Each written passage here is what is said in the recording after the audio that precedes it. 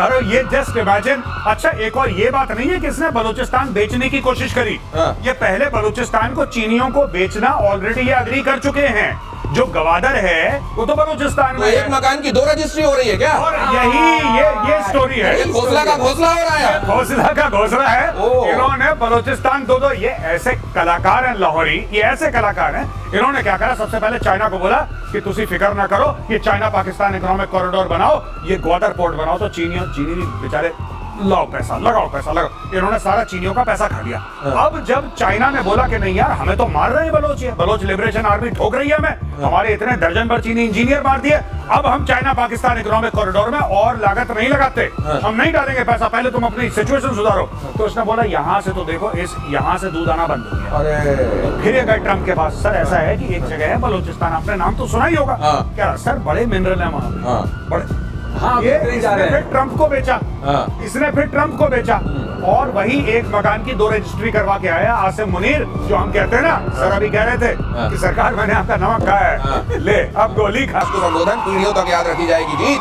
बोले अगर ईरान पर कार्रवाई नहीं होती तो इजराइल को विनाश के खतरे का सामना करना पड़ता। देखिए, ये बात तो तय है कि जो आज होने वाला था उसको कुछ महीनों या कुछ समय के लिए टाल तो दिया है इजराइल ने, लेकिन इजराइल इस बात से बड़ा नाखुश होगा कि एक अमेरिका गया भी और उसने काम, एक तो एहसान का बिल भी फाड़ दिया, काम भी नहीं किया, दूसरे रिजीम चेंज को लेकर क्लियर मना भी कर रहा है कि हम रिजीम चेंज के तो ऑब्जेक्टिव ही नहीं था। भाई हम बार बार दिनेश भाई क्या बात करते हैं, इंटेंट और कैपेबिलिटी की बात करते हैं जी। आपने कैपेबिलिटी उनकी ज्यादा डैमेज नहीं करी, इंटेंट उनका वैसे का वैसा ही है, तो आपने हासिल क्या करा? अब इसका एक ही तरीका है, एक तरीका है कि इस बार ईरान के अंदर जाओ और फिर काम या तो मत जाओ, और अगर जाओ तो फिर काम पूरा करके आओ। ये आधा अधूरा काम छोड़ के मत आओ कि वहां पे आसिम मुनीर ने फोन कर, अरे सर आप नोबेल प्राइज वाली बात भूल गए क्या? अच्छा सीज फायर, अरे मुझे तो नोबेल, ऐसा मत करो।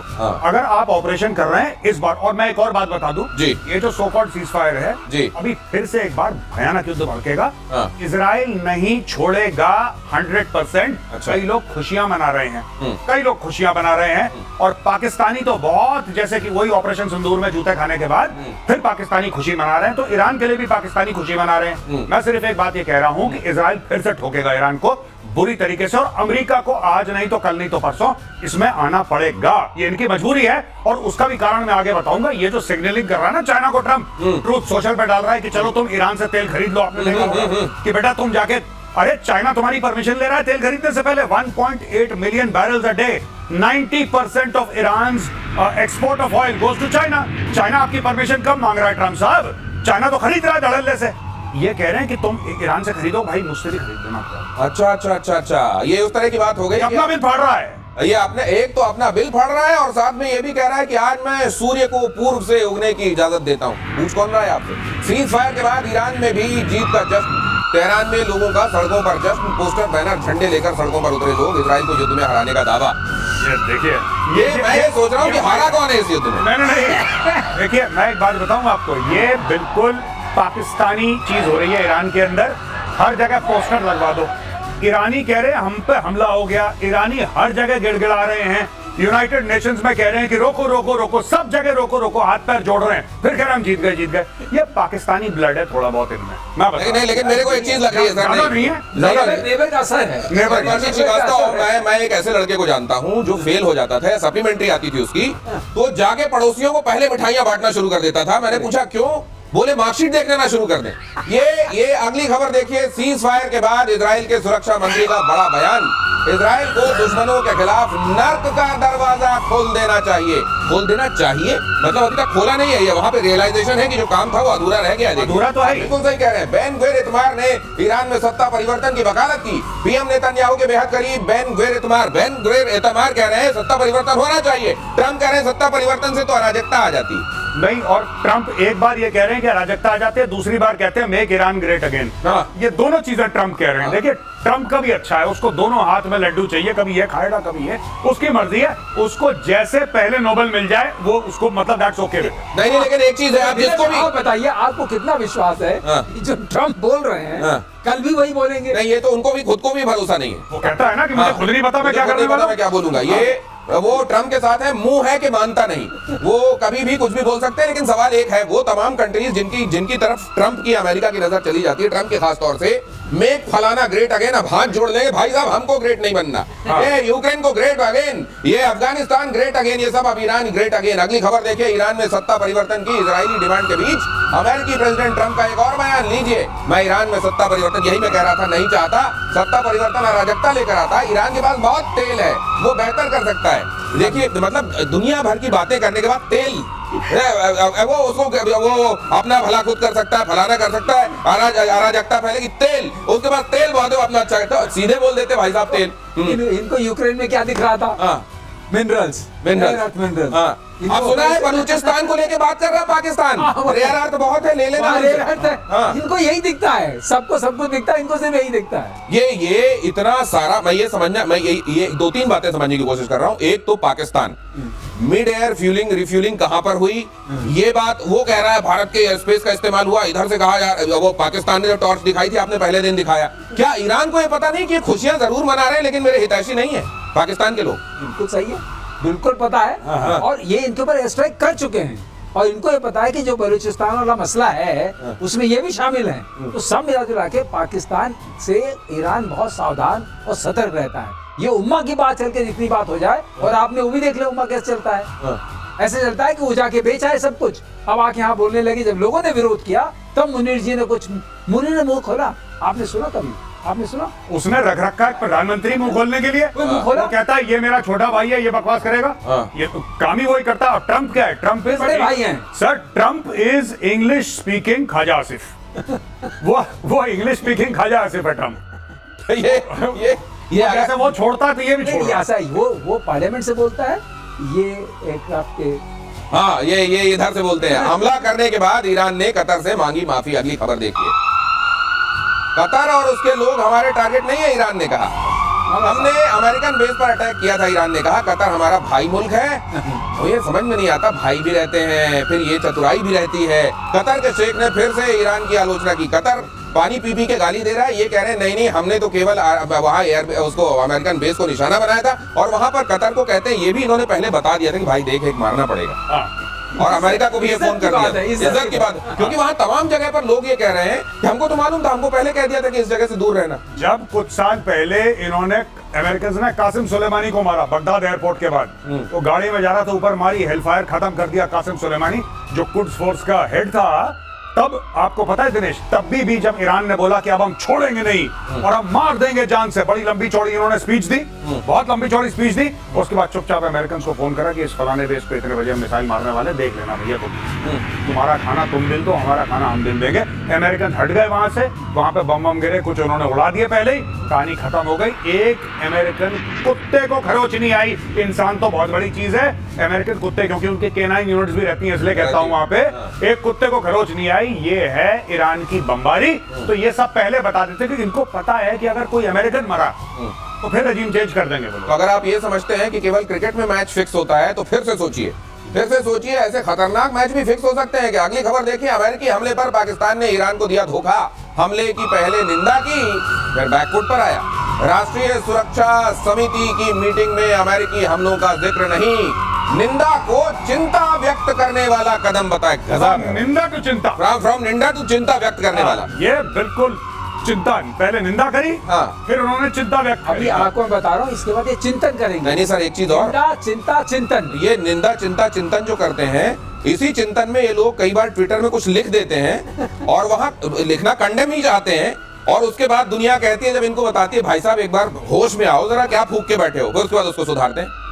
तो ये देखिए सिंपल सी बात है। जो इनकी नेशनल सिक्योरिटी कमेटी की मीटिंग हुई थी, वहां पे लोग कह रहे थे कि अब आसिम मुनीर उठेंगे और अब आसिम मुनीर बोलेंगे कि अमेरिका तुमने बहुत, वो तो नमक खा के आया व्हाइट हाउस से, वो नमक खाकर आया, गोली नहीं खाना चाहता, वो गोली नहीं खाना चाहता, वो किस मुंह से करेगा? तो ये नेता जो इन्होंने नेता वेता पाल रखे हैं कि तुम जैसे हमारे नहीं होता कि नेता सामने चलते हैं तो छोड़ भैया नेता पीछे चलते हैं, जिंदाबाद जिंदाबाद, नेताजी जिंदाबाद, ठीक है, तो बबलू भैया जिंदाबाद टाइप के, तो ये चलते हैं आगे। तो इसने छुड़भैया नेता पाल रखे हैं। अब वो छुड़भैया नेता कह रहे हैं हम ईरान को कंडेम करते हैं। आसिम मुनीर ने बोला तुम्हारा दिमाग खराब है, तुम अमेरिका को कंडेम करोगे, तुम्हारी।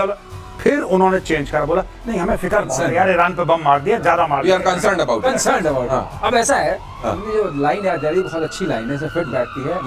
सरदार मैंने आपका नमक खाया है, गोली हाँ गोली नहीं खाना, लेकिन सरदार अब बलूचिस्तान के खनिजों पर अमेरिका की नजर, लीजिए वही खबर देख लीजिए जरा। खनिजों को गिरवी रखने की तैयारी में पाकिस्तान। आगे मोदी को ट्रम्प के साथ बंद कमरे में बैठक में मुनीर ने दिया ऑफर। पाकिस्तान की नेशनल असेंबली में बंद कमरे में क्या क्या प्रॉमिस करके आ गए हैं वहाँ। मैं बता रहा हूँ, ये जस्ट इमेजिन। अच्छा, एक और ये बात नहीं है कि इसने बलूचिस्तान बेचने की कोशिश करी। हाँ। ये पहले बलूचिस्तान को चीनियों को बेचना ऑलरेडी ये अग्री कर चुके हैं। जो गवादर है वो तो बलूचिस्तान तो में एक है। मकान की 2 रजिस्ट्री हो रही है क्या? और यही ये स्टोरी है। ये घोसला का घोसला हो रहा है। घोसला का घोसला है। ओह। इन्होंने बलूचिस्तान दो ये ऐसे कलाकार हैं लाहौरी, ये ऐसे कलाकार हैं। इन्होंने क्या करा, सबसे पहले चाइना को बोला कि तुसी फिक्र ना करो, ये चाइना पाकिस्तान इकोनॉमिक कॉरिडोर बनाओ, ये ग्वादर पोर्ट बनाओ। तो चीनी बेचारे लगाओ पैसा लगाओ। इन्होंने सारा चीनियों का पैसा खा लिया। अब जब चाइना ने बोला कि नहीं यार, हमें तो मार रहे हैं बलोच लिबरेशन आर्मी ठोक रही है हमें, हमारे इतने दर्जन भर चीनी इंजीनियर मार दिए, अब हम चाइना पाकिस्तान इकोनॉमिक कॉरिडोर में और लागत नहीं लगाते, हम नहीं डालेंगे पैसा, पहले तुम अपनी सिचुएशन सुधारो। तो उसने बोला यहाँ से तो देखो, यहाँ से दूध आना बंद हो गया। अरे तो फिर ये गए ट्रम्प के पास, सर ऐसा है कि एक जगह है बलूचिस्तान, आपने नाम तो सुना ही होगा। हाँ। क्या सर, बड़े मिनरल है वहां पे, बड़े। हाँ, ये बिकने जा इसने रहे फिर हैं। ट्रम्प को बेचा। हाँ। इसने फिर ट्रम्प को बेचा और वही एक मकान की 2 रजिस्ट्री करवा के आया आसिम मुनीर, जो हम कहते हैं ना, सर अभी कह रहे थे कि सरकार मैंने आपका नमक खाया है, ले अब गोली खा। लेकिन अब इसमें एक चीज और देखिए, बलूचिस्तान जहां बलोच इनको घुसने नहीं दे रहे हैं, एक रेत का जर्रा नहीं उठाने दे रहे हैं, उस जगह को इन्होंने चीन को भी प्रॉमिस कर दिया, उसको अमेरिका को भी प्रॉमिस कर दिया। धन बेच रहे हैं दिनेश। हाँ। और तुम देखो कितनी चतुराई है, हाँ। ऐसे मानना पड़ेगा हाँ। कि चाइना को भी बेच दिया, इसको भी बेच दिया। अब चाइना, अब ये लड़ेंगे आपस में, चाइना यूएस। हाँ। ये कहेंगे मैं तो बेच चुका। हाँ।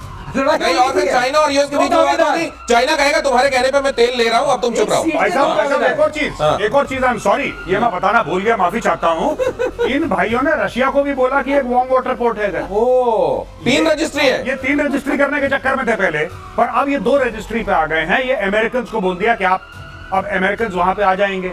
तो ये देखिए, अब ना चाइना के साथ वो रिश्ते नहीं रहे पाकिस्तान के जो पहले थे, क्योंकि पाकिस्तान ने जितना बेवकूफ बनाना था चाइना को बना लिया। इन्होंने खूब पैसे लूटे। अब चाइना कह रहा है कि यार मैंने तुम्हारे $30 अरब डाल दिए यहाँ पे। $60 बिलियन डाले चाइना ने। सर वो पूरे 60 इन्वेस्ट नहीं हुए, अभी टोटल बजट था कि $60 अरब हमें डालने हैं। चाइना पाकिस्तान इकोनॉमिक कॉरिडोर के 30-35 अरब डाल चुके हैं, इसमें भी कई लोग खा चुके हैं। अब चाइना इनसे अकाउंटेबिलिटी मांग रहा है। चाइना कह रहा है कि यार कहाँ गए वो पैसे, हिसाब दो। हाँ। अगर तुमने प्रॉमिस करा था कि हमारे बंदे नहीं मारे जाएंगे, हम पोर्ट इस्तेमाल नहीं कर सकते, हमारे ऊपर हमले हो रहे हैं, कुछ तो करो।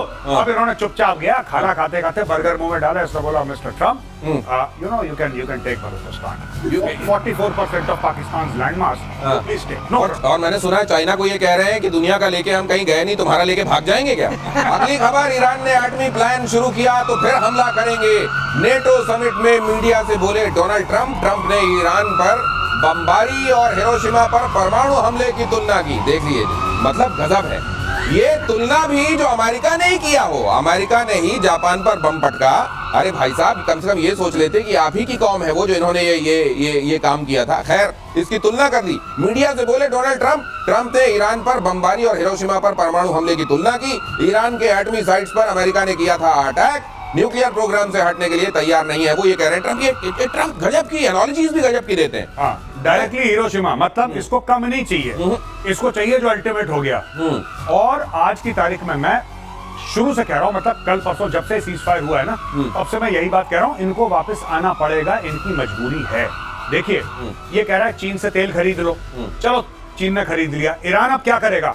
अगले 1 हफ्ते में ईरान चाइना को और डिस्काउंट देगा। कह रहा और तेल उठाओ, उठाना है जितना उठाओ।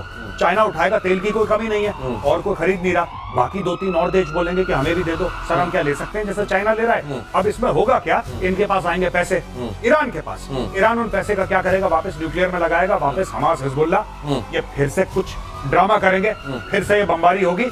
This circle will repeat itself. ये कहीं नहीं जा रहा है, यहीं पे रहेगा ये।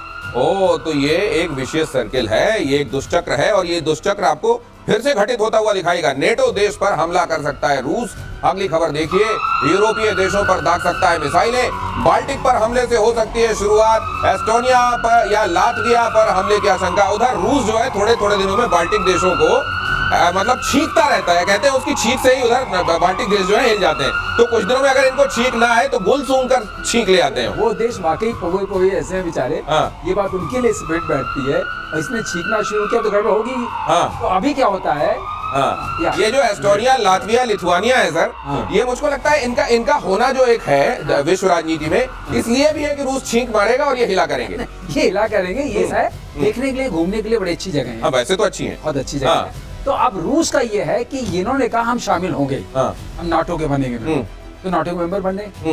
अब उसने कहा तुम नाटो के मेंबर बने हो, हाँ। तो मेरे निशाने पे हो, हाँ। क्योंकि इनको मारेगा, ये आएंगे, ठीक है। ये आए तो हाँ। अब उसको मौका मिलेगा। हाँ। लेकिन अभी उसने क्या फंसा दिया है, हाँ। उसने पेज फंसा दिया है। हाँ, क्या?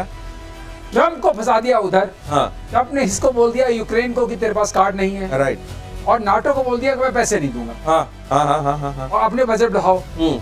और इन सब के बीच में वो नहीं, इनको तो वैसे थोड़े थोड़े दिनों में इनको अपनी कुर्सी से उठाता रहता है रूस। लेकिन एक बात ये समझाइए, इनसे मतलब नहीं उतना है, हाँ। उतना उसका मतलब है कि यूक्रेन में जो मैं 4 लेने वाला हूँ, हाँ। और ब्लैक सी तक हाँ। मेरे को थोड़ा ये अंडरस्टैंडिंग समझाइए इनकी, ट्रम्प के बीच की और पुतिन के बीच की अंडरस्टैंडिंग। ईरान जैसे गया और कोल्ड शोल्डर दिया गया उसको, ईरान सोच रहा था कि रूस तो मेरे समर्थन में आके एकदम शाना बशाना खड़ा होगा। लेकिन जिस तरीके से, आइए ना मेजर साहब, जिस तरीके से वहां पर एक केमिस्ट्री, लगता है कि केमिस्ट्री थी ट्रम्प साहब के बीच में और पुतिन साहब के बीच में, और ये यूक्रेन वाले मामले में भी जब से ट्रम्प आए उन्होंने हाथ हल्का कर दिया यूक्रेन को, ठीक है तुम देख लो भाई, पुतिन को कह दिया है। ये दिखाई क्या दे रहा है पुतिन और ट्रम्प के बीच की हिसाब? मुझे ऐसा लगता है कि ट्रम्प, देखिए ट्रम्प के दिमाग में एक लेगेसी है कि मैं ऐसी लेगेसी छोड़कर जाऊंगा, मैं ऐसी लेगेसी, सारे जितने भी राष्ट्रपति मुझसे पहले हैं, चाहे वो ओबामा है, चाहे वो बुश है, चाहे वो बाइडेन है, उन लोगों ने युद्ध शुरू किए हैं। सिर्फ मैं ही हूं जिसने युद्ध खत्म करा है। I am the peace president, मैं एक पीस प्रेसिडेंट हूं, और आप मुझे नोबेल प्राइज दीजिए क्योंकि लड़ाइयां मैंने बंद कर, इसीलिए बहुत जल्दी से 2 मिनट पहले, काम हो ना हो सीज फायर, ये खुद ही का सीज फायर, लो ये प्रेशर डाला था मैंने, ऑपरेशन सिंदूर का करवा दिया सीज फायर। मोदी जी ने बोल दिया कि तुमने कुछ नहीं करवाया। अब ये पिनका बैठा था कि मोदी जी ने सबके सामने तो मुझे एक्सपोज कर दिया, खुद अटैक करा भाई ने, मिडनाइट हैमर, खुद अटैक करा, खुद ही सीज फायर कर दिया। नहीं, लेकिन एक चीज जो आप कह रहे हैं ना, मैं पीस प्रेसिडेंट हूँ। हाँ। हिंदुस्तान में आप जानते हैं, किसी को अगर बताना भाई बहुत बड़ा पीस है ये, वो पीस किस सेंस में होता है आपको, मतलब वाकई पीस प्रेसिडेंट है ये। रूस ने यूक्रेन के F-16 को मार गिराया, अगली खबर देखिए। जेलेंस्की ने नेटो समिट से पहले मांगे हथियार, नेटो देशों से एयर डिफेंस सिस्टम की मांग। जेलेंस्की को सूमी पर कब्जे का डर, सूमी तो सर मुझे लगता है गया ही गया इनके हाथ से। मैं आपको बता रहा हूँ, ये क्या करेंगे, ये सूमी पूरा वो इलाका काट के क्रिमिया से मिला के बफर जोन बना देंगे। ड्राइवर वाली रिवर है, हाँ। जो रिवर हाँ।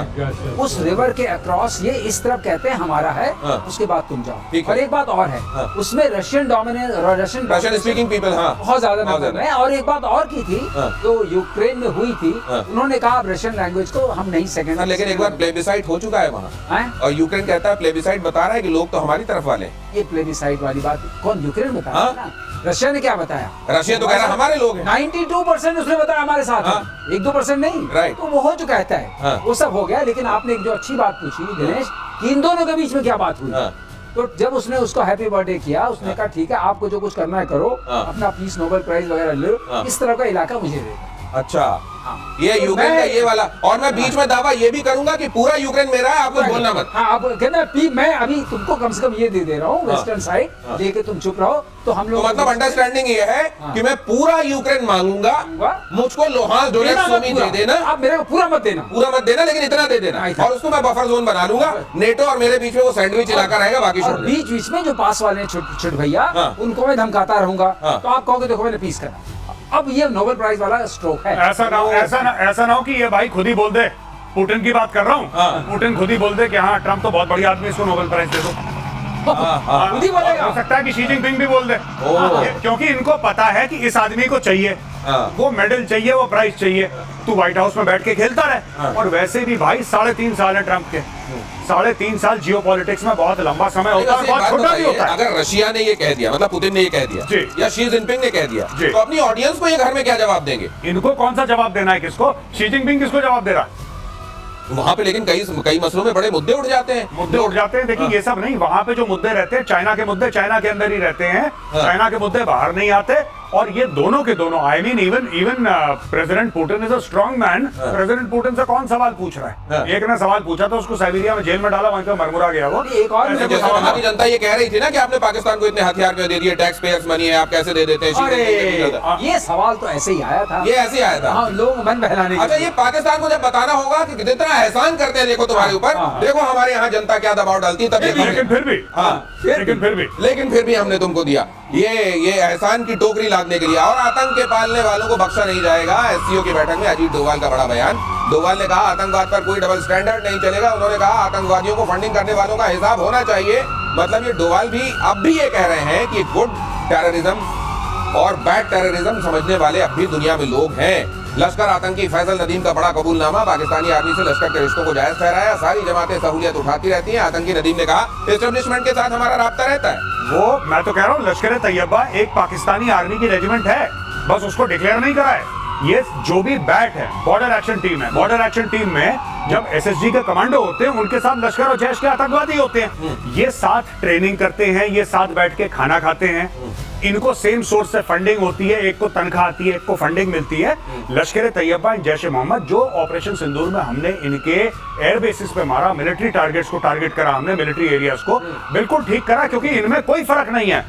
Even Pakistani army is the biggest terror organisation in the world. ये ठीक करा बिल्कुल नहीं। और वो भी ये जाते हैं कि जनरल जाते हैं उनके पासिंग आउट परेड में, जो टेररिस्ट से पास आउट करते हैं। सर पाकिस्तान के फ्लैग में उनकी उसको लपेटा जाता है, वर्दी में जाकर सलामी दी जाती है। पीछे कोर कमांडर पंजाब खड़ा हुआ है वहाँ पे।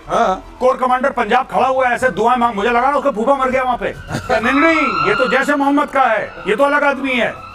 नहीं, लेकिन मैं ये समझना चाहता हूँ असीम मलिक की वहां पर मौजूदगी, मतलब वो भाई वहां पर आईएसआई का चीफ भी है और राष्ट्रीय सुरक्षा सलाहकार भी है, वो वहां मौजूद था, उसकी मौजूदगी में डोभाल साहब ने ये सुनाया है। करेक्ट। ये इसके मायने समझाइए मार्शल श्रीवास्तव। इसके मायने साफ हैं कि हम अपने बॉस से हटे नहीं हैं।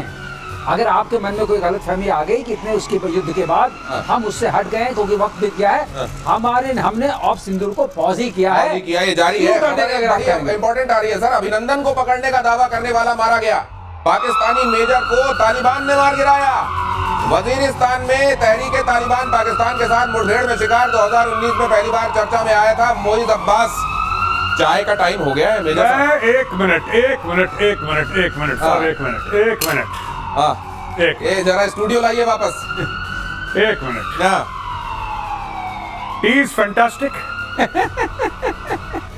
T is fantastic. ये शाम का चाय का टाइम भी हो रहा है। शाम का चाय का टाइम भी है पाकिस्तानी, और टी इज फैंटास्टिक। देखो ये पाकिस्तानी कह रहे हैं, देखो तुम्हारे अभिनंदन को हम किस तरीके से पकड़ के लाए, और मैंने पाकिस्तानी को यही बात बोली कि 100 सुअर भी मिलके ना शेर को घेर लेते हैं। ठीक है, वो अकेला था और तुम्हारा पूरा गांव था, तुम्हारी पूरी पाकिस्तानी फौज थी। आज ये हीरो बन रहा है, ये पाकिस्तानी मेजर, इसको ठोक दिया, निपटा दिया। एक बात बताइए, ये मोइज अब्बास साहब जो हैं, इनको तहरीके तालिबान पाकिस्तान के जिन लोगों ने ठोका होगा, वो भी तो वही सारी प्रेयर्स करने वाले लोग होंगे ना जो ये करते हैं मोइज अब्बास। पर तहरीके तालिबान पाकिस्तान का ये कहना है कि पाकिस्तानी स्टेट वो एक इस्लामिक स्टेट नहीं है, ये लोग मुसलमान नहीं हैं, और अब हम इनको मुस्लिम बनाएंगे। तो ये जो तहरीके तालिबान पाकिस्तान का मुस्लिम बनाने का प्रोसेस है वो बड़ा पेनफुल है। तो चलिए आज शाम की इस चाय के साथ आपसे विदा ले रहे हैं प्रतिशोध में जी। आज प्रतिशोध का ये बड़ा सुखांत है, आप लोगों के दिलों को भी ठंडक मिली होगी। आज इजाजत दीजिए, बहुत धन्यवाद। जय हिंद। जय हिंद। Enjoy your T.